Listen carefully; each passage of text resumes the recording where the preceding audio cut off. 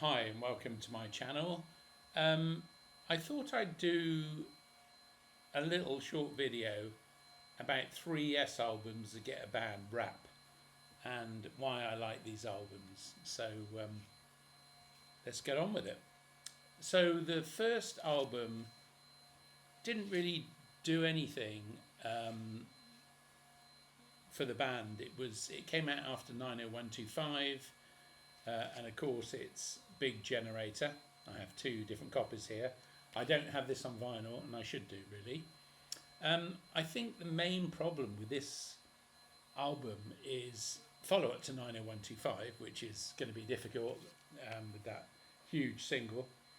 But I think maybe a lot of people who bought 90125 bought it for Owner of a Lonely Heart, and I'm not sure if everybody really likes all the tracks on it, but I certainly don't. I like one or two. But I think this is a much more rounded album. But the biggest challenges with this one are that Trevor Rabin is all over it. And having worked in the studio, for me, the producer stroke engineer needs to be someone different than the band member because they can be more objective. And the challenge with this is that listening to it, Trevor doesn't really give John Anderson enough lead vocal. He's always in there doing the counter vocal, which gets a bit tiring, to be honest, for me anyway. There are some great tracks on here, so let's just go through them. So Rhythm of Love, superb track. Big Generator, another superb track. Shoot High, Aim Low, great track. Almost Like Love. For me, Almost Like Love is like a fast version of something that could have been okay. It's like 4 to the 4 floor on the drums, and it's just boo, boo, boo, boo, boo, just really fast, and it doesn't really settle in at all. Love Will Find a Way, Finalise, I'm Running, and Holy Lamb. Now, all those tracks are really good, but once again, this suffers from a very brittle sound. The key issue here is that the guitars are very high, and the mid-range of the whole album is pushed right up. So it's really hard to hear Chris Squire's bass. The drumming on this is absolutely superb, but it's got that horrible reverb-soaked drum of the 80s, really, and I think that's a real problem with this one. It's all down to the production. So I think if we were to back off that mid-range, take away the reverb, and then if Trevor Rabin could just step back and not get so involved with the vocal and let John Anderson do his thing, this would have been a much more solid album. The other issue I've got with this is the fact that there are some great tracks on here, but I guess as producing themselves or as producer, Trevor being producer, it's really forcing John Anderson into his most upper range. So he's singing at the top of his range all the time, which doesn't really give it a chance to sort of get those dynamics and really feel warm. So it's a very brittle, as I say, a very brittle album.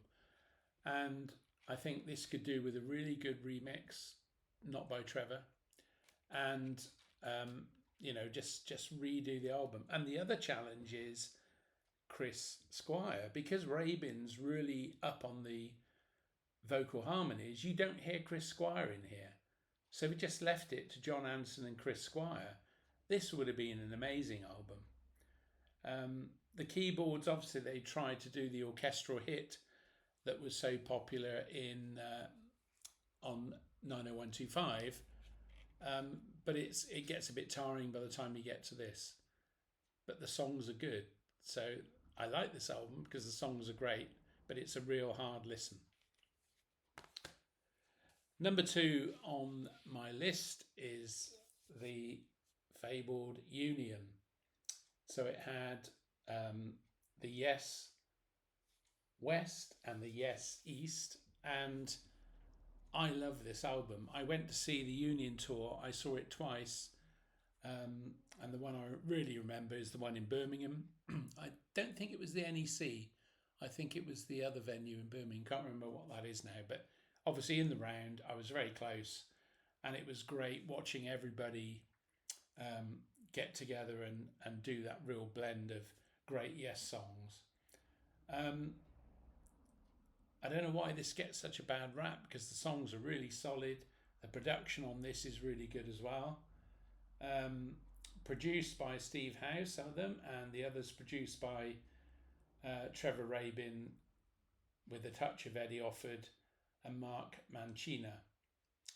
And then one of them, The More We Live, Let Go, produced by Eddie Offord and co-produced by Billy Sherwood. So there's a good variety of great music, but also fine production. And it's a very warm album.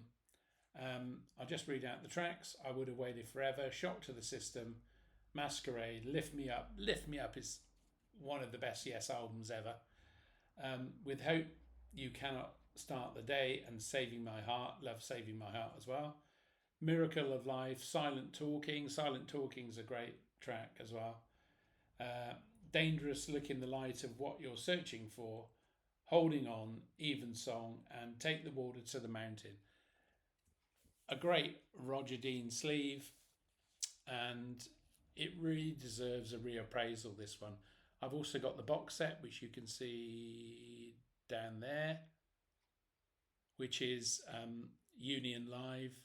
Lots of shows, varying quality, but it really shows what the band were doing around this time.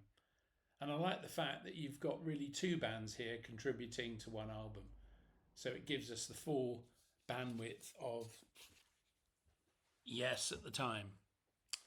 And then finally, the third album in my list of Yes albums that get a bad rap is, of course, Tales from Topographic Oceans. I've got 3 copies of this, a German one, the original UK, and this is a French version. It's got the best Roger Dean artwork, in my humble opinion, on it.